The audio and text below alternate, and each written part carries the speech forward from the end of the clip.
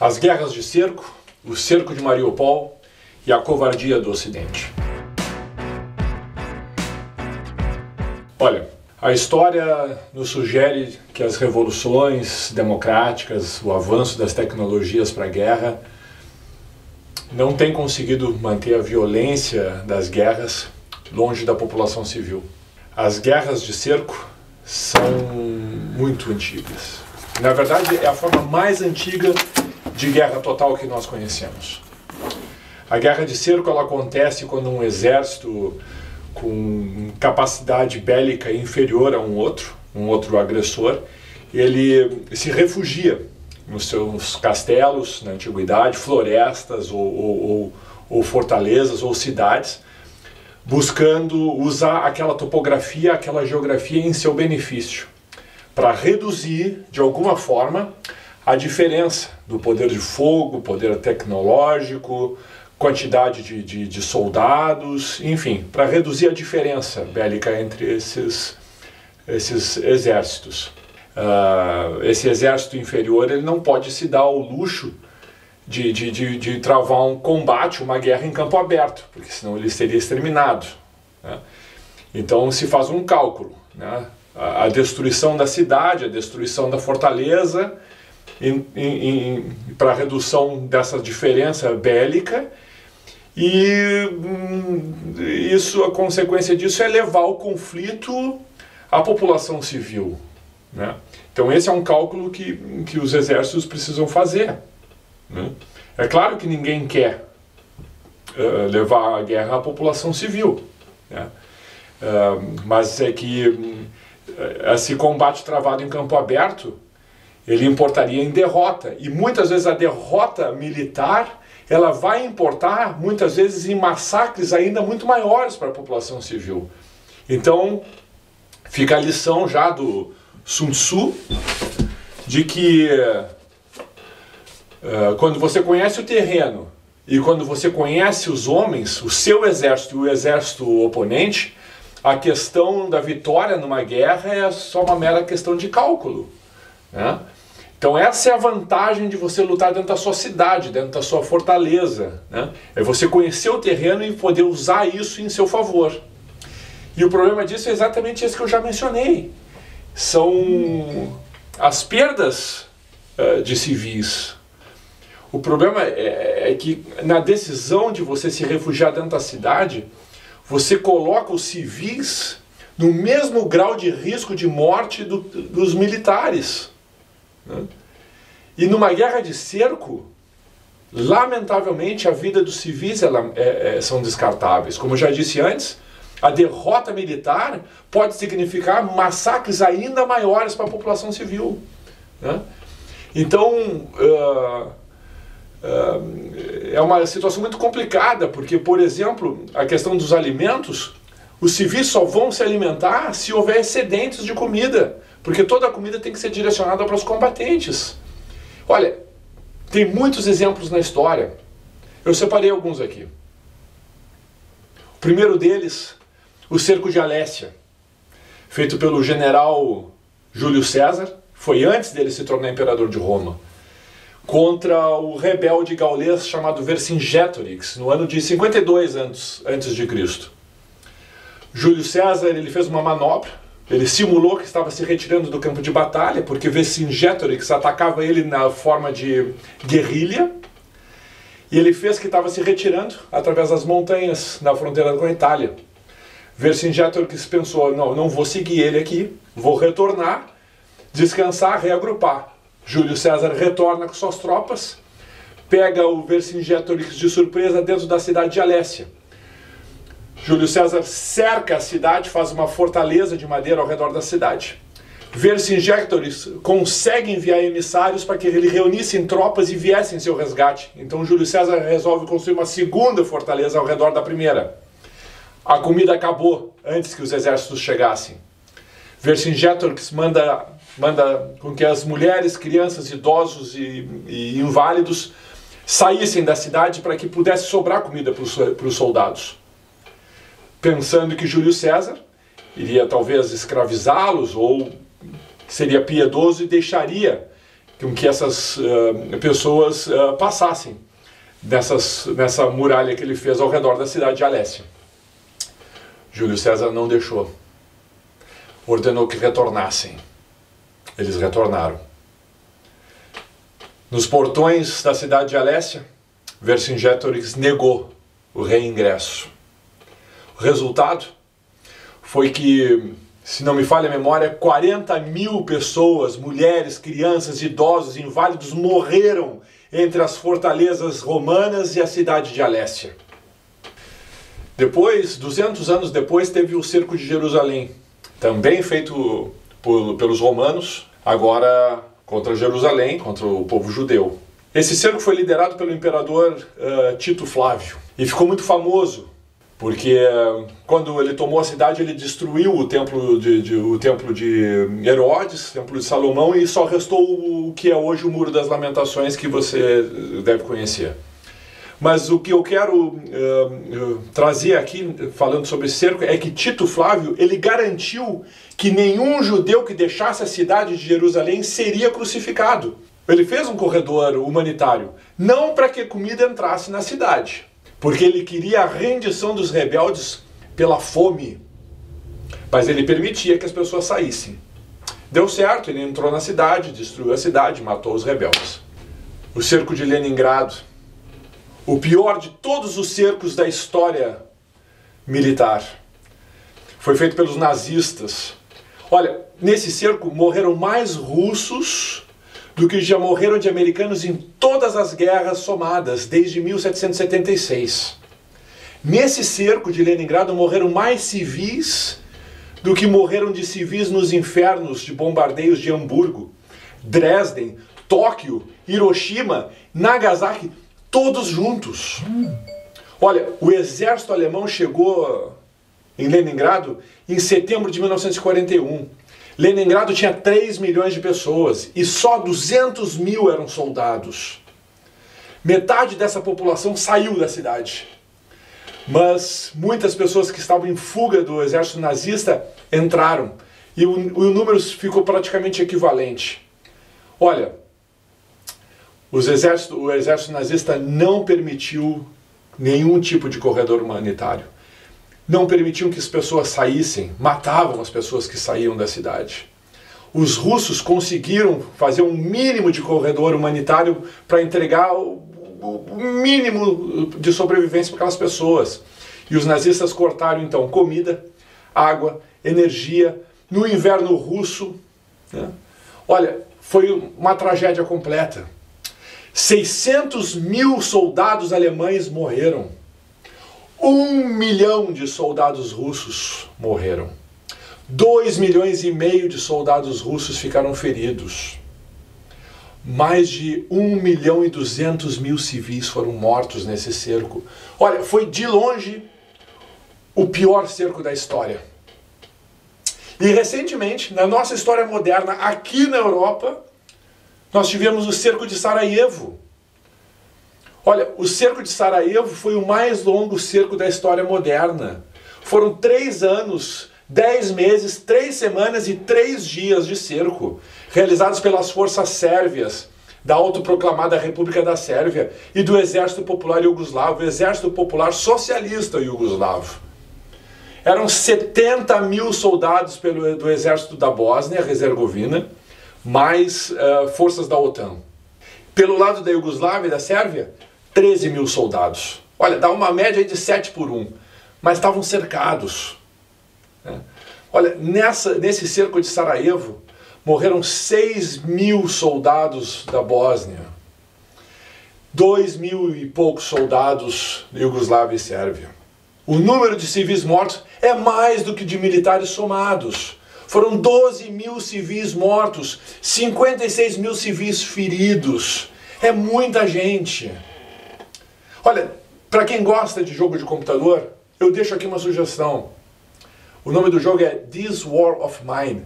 É um jogo de 2014, é um jogo de sobrevivência, que adota uma perspectiva diferente. Você não é um Rambo que sai atirando, você é um civil com algumas habilidades. Você pode ser uma professora, ou um mecânico, um carpinteiro.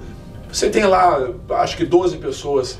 e você tem que sobreviver naquele ambiente hostil de uma cidade sitiada.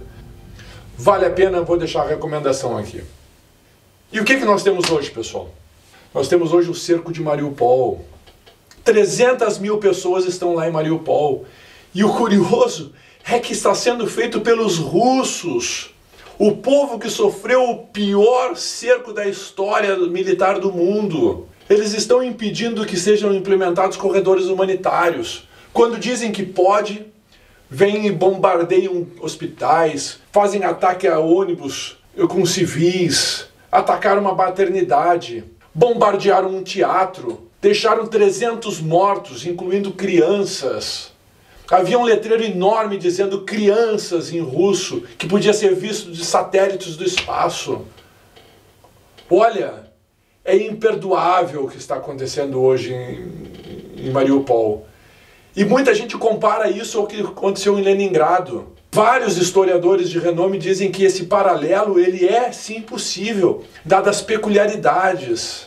O que nós estamos assistindo é a tentativa de um exército superior subjugar um exército inferior pela fome da população civil. Olha, isso já era considerado bárbaro lá antes de Cristo, em Alésia. Hoje, passados 2000 anos, nós vamos assistir isso de novo. Pelo amor de Deus, tem 300 mil pessoas dentro dessa cidade, sem comida, sem água, sem energia, no inverno rigoroso. Mas o fato é que Leningrado resistiu. E Mariupol está resistindo também. E esse é o ponto que eu queria chegar aqui. Mariupol está resistindo. E como é que os russos, eles justificam moralmente esse cerco? Olha, o raciocínio é o seguinte. Olha, eu só estou matando mulheres e crianças. É claro que eles não dizem isso na imprensa. Mas esse é o raciocínio que os militares têm. Olha, eu só estou matando mulheres e crianças porque você não se rende. Se você se render, eu paro de matar os civis. Eu paro de matar inocentes. A culpa é sua, que não faz aquilo que eu quero que você faça e que você não quer fazer.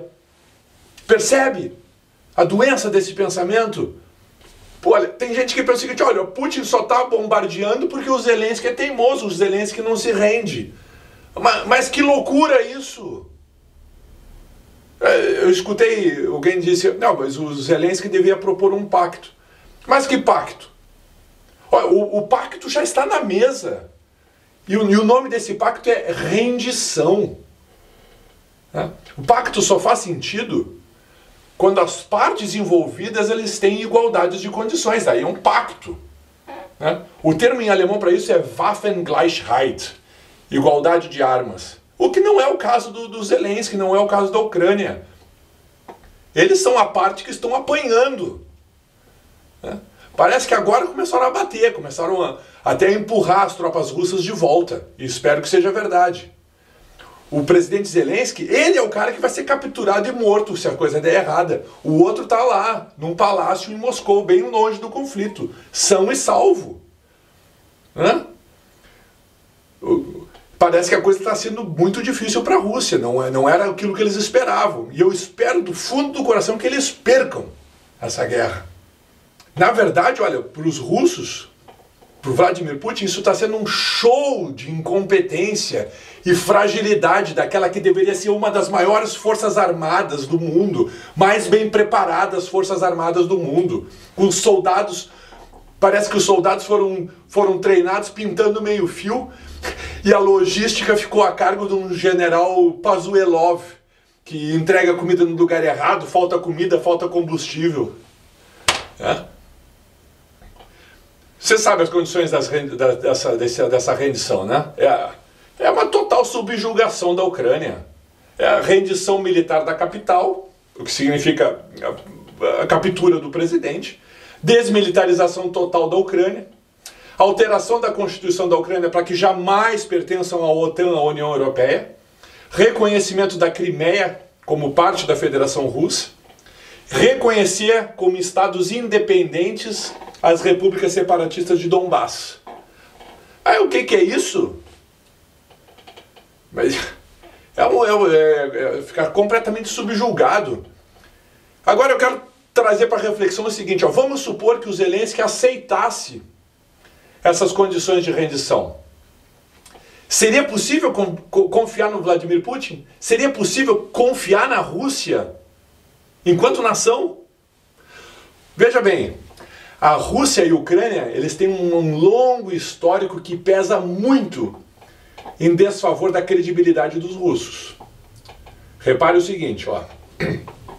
Quando Stalin resolveu mexer na forma de produção, na agricultura, algum burocrata lá no Kremlin errou as contas da quantidade de comida que tinha que ser produzida, né?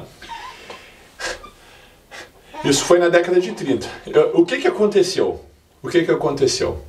As tropas russas entraram na Ucrânia, que fazia parte da União Soviética, né? E pegaram toda a comida que tinha sido produzida pelos ucranianos e levaram para a Rússia para alimentar os russos e deixar os ucranianos para morrerem de fome. Os otimistas dizem 2 milhões de ucranianos, os pessimistas 12. Eu vou passar a régua no meio. 6, 7 milhões de ucranianos. É muita gente para morrer de fome. Com isso eu quero dizer o seguinte, ó. Na hora de incorporar a Ucrânia à União Soviética, somos todos russos.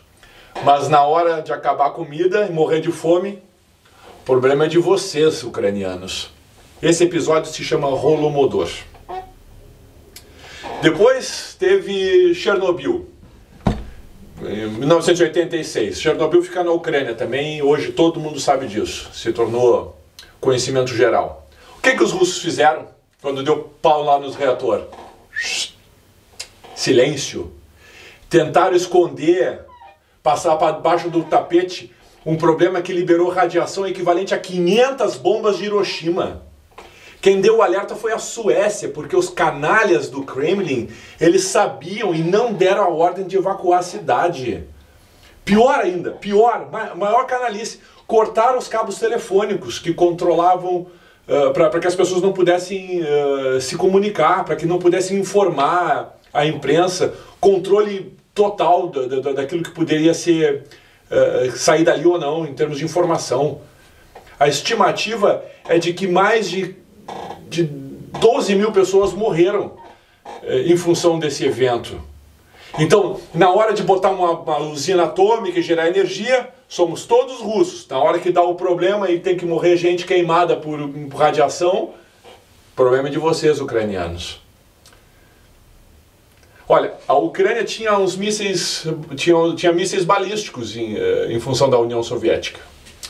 E quando caiu o bloco soviético, alguns desses mísseis balísticos ficaram na Ucrânia, ficaram na Bielorrússia e ficaram também no Cazaquistão. Foi feito um acordo, né? Um acordo para retirar esses mísseis nucleares de alguns países num encontro chamado Memorando de Budapeste. Então, por pressão do democrata Bill Clinton, a Ucrânia devolveu os mísseis para a Rússia. E o compromisso era de que jamais seria invadida pela Rússia. O que aconteceu em 2014? Invasão da Crimeia. O que acontece hoje, 2022? Invasão total da Rússia. Pelo menos estão tentando. Né? Então, será que é possível firmar um acordo de rendição com a Rússia? Será que eles respeitariam um acordo de rendição? Olha, eu não faria. Não faria um acordo com alguém que considera o meu povo descartável ao longo de toda a história. Não são confiáveis. Né? Olha, eu quero trazer uma outra informação aqui. O Vladimir Putin tem sido bastante demonizado pela mídia e com toda razão.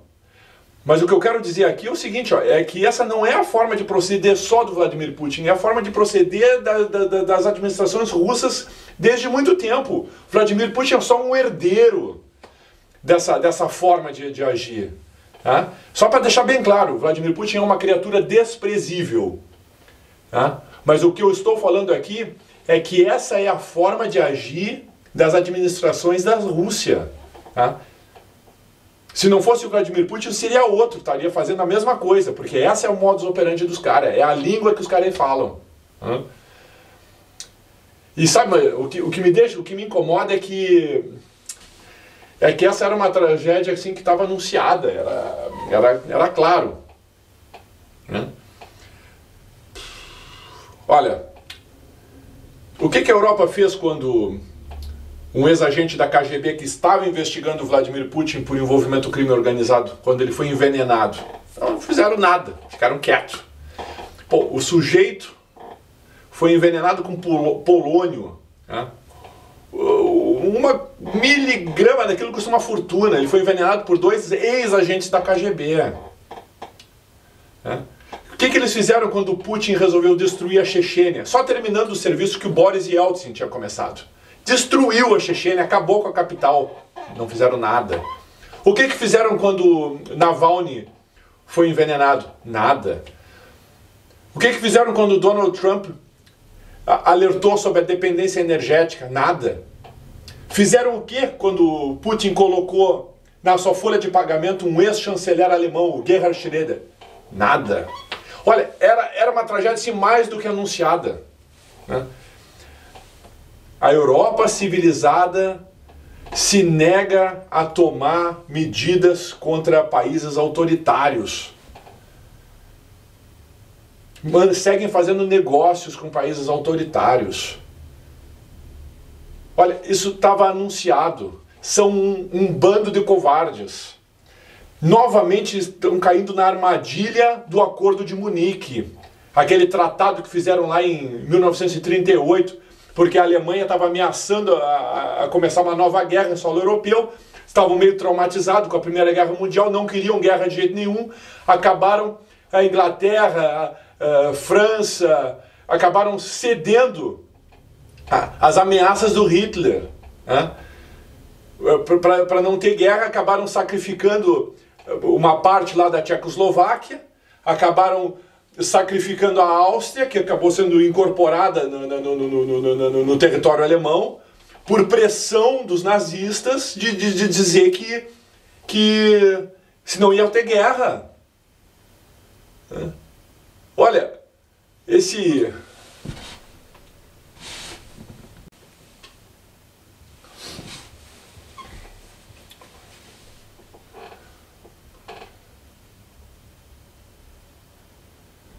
Olha, são um bando de covardes, novamente caindo na armadilha do Acordo de Munique. Aquele tratado que foi feito em 1938, quando, por pressão da Alemanha e do novo governo que se instalava, os nazistas, ameaçando de fazer guerra, exigiram que parte do território da Tchecoslováquia fosse entregue à Alemanha e todo o território da Áustria. Foi uma manobra estratégica, assim, causada por puro pragmatismo, medo de que acontecesse uma nova guerra no solo europeu. A Alemanha, a França acabaram cedendo essa pressão da Alemanha. Olha, desde a Segunda Guerra Mundial, esse Acordo de Munique adquire uma conotação assim de fraqueza, de covardia. Né? A Alemanha ameaçava uma outra guerra aqui na Europa e os caras, não vamos fazer guerra, não, estamos tudo traumatizado aqui com a Primeira Guerra, pega aí uma parte aí da Tchecoslováquia, pega aí a Áustria que tu quer, mas com uma condição, viu? Tem que prometer que essa vai ser a tua última exigência territorial, tá bom? Se prometer, a gente deixa tu ficar. Hitler prometeu. Cumpriu? É claro que não cumpriu. Só não cumpriu o acordo territorial, mas antes já vinha descumprindo o Tratado de Versalhes quando falava do desarmamento. O pior é que o chanceler britânico, Neville Chamberlain, quando chegou na Inglaterra depois desse acordo, foi recebido como herói.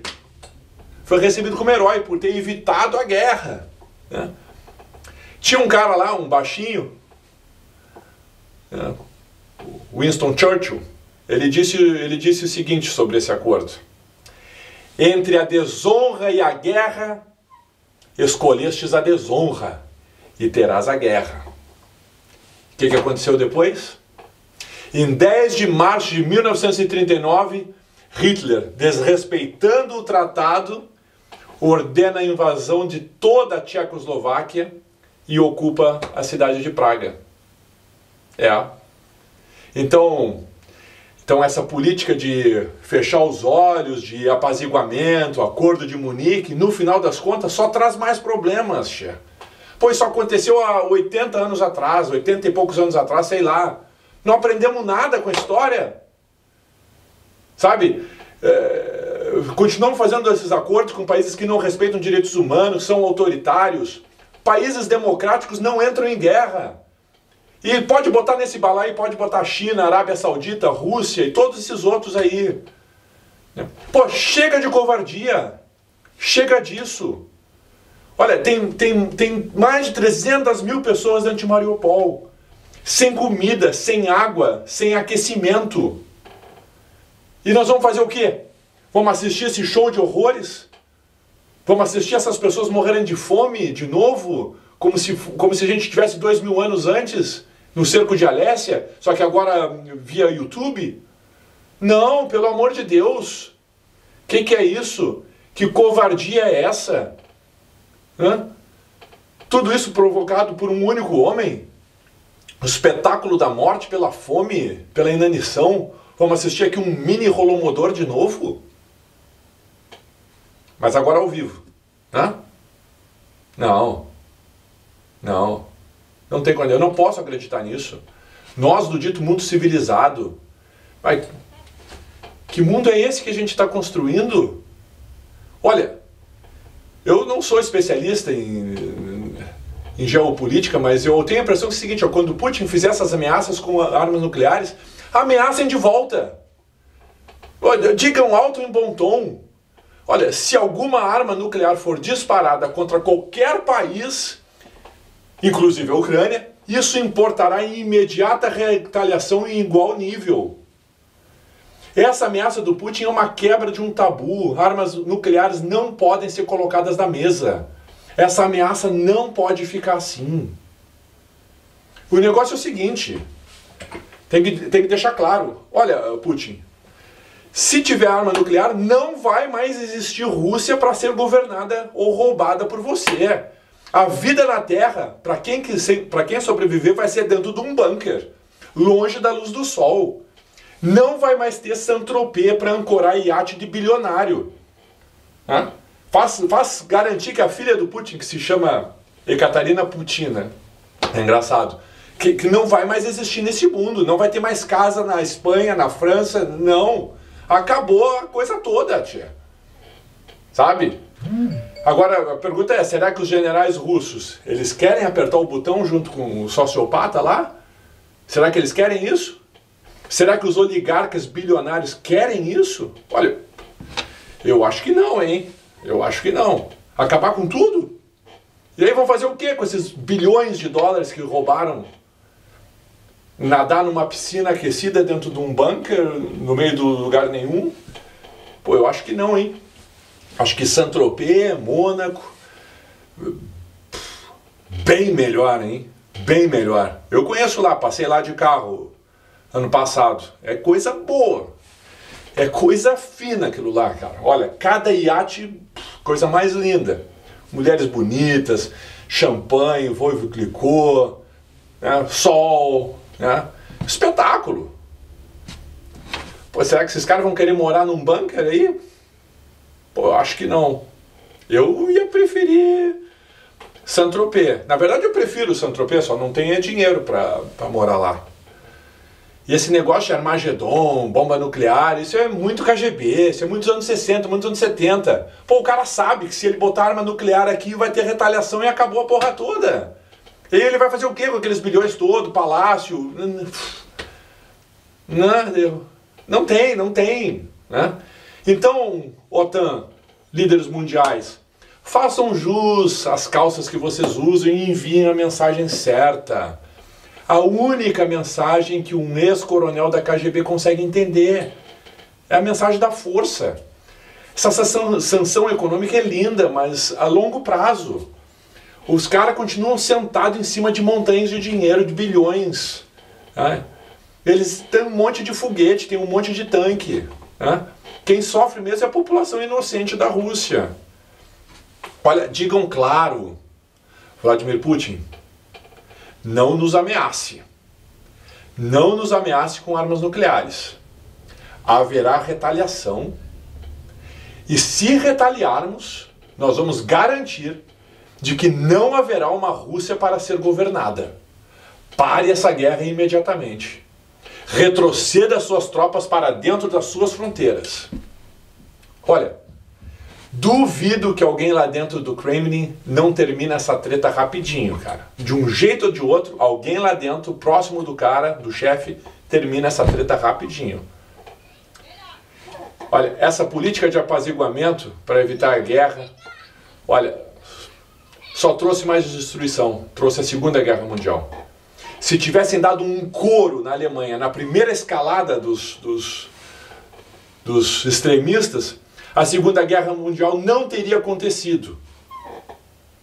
Então estão esperando o quê?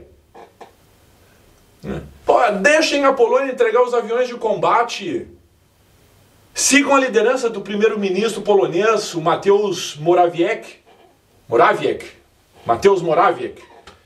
que foi lá dentro de Kiev conversar com o Zelensky. Que coragem!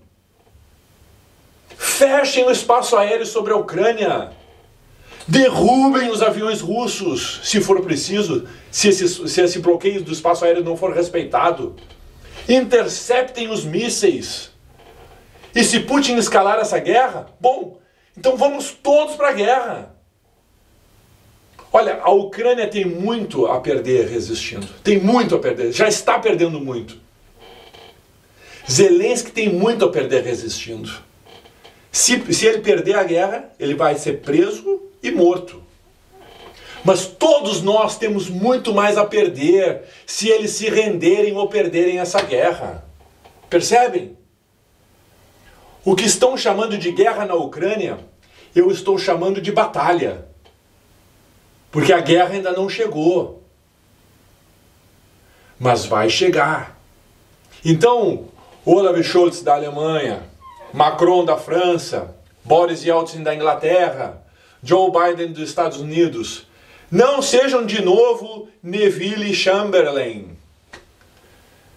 Eu vou repetir para vocês as palavras de Winston Churchill. Entre a desonra e a guerra, escolhestes a desonra, e terás a guerra. Ainda não é tarde. Façam aquilo que é certo. Respondam a essas ameaças da mesma altura.